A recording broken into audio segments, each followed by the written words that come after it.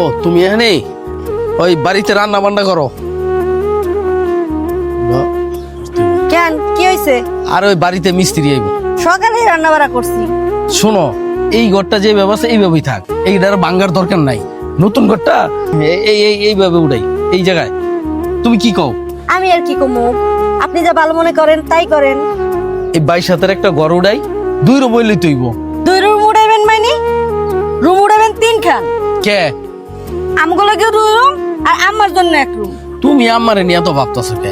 আছে তো বড় বড় এখন আই, বড় ভাই এখন 1 মাস খাওয়ার পরে আমার এখন আইবো, 1 মাস খাইবো। বুড়া মানুষ, এক ভাই না এক ভাই যাইবো গা খাইয়া। তুমি এত টেনশন করতেছো কে? আর আমারে আমার কাজগুলো আমার মতো করতে দাও, তুমি এত প্যারা দিও না তো। দেখেন, আমার বুড়ো মানুষ, তাতে কি হয়েছে? আমার জন্য একটা রুম লাগবে, কিন্তু আপনিও তো একদিন বুড়ো হইবেন, ঠিক না? আমি চাই না বড় ভাই এতদিন রাখছে আর বড় ভাই অনেক থাকুক। আমি চাই এখন থেকে আমাদের সাথেই থাকুক। শুনেন, আমার মুরব্বী মানুষ, এহেন 1 মাস ওইন 1 মাস, এইটা আর আমি আম্মারে থাকতে দিব না। আপনার 3 রুম উড়াইতে কইছি, আপনার 3 রুম উড়াইতে হইব। আমাকে 1 রুম, আমার পোলাকে 1 রুম, আর আম্মার 1 রুম। তুমি ঠিকই কইছো, রুম 3 উড়ামু, আম্মা আমগোর সাথেই থাকবো। আসলে তোমার চিন্তা ভাবনা ভালো।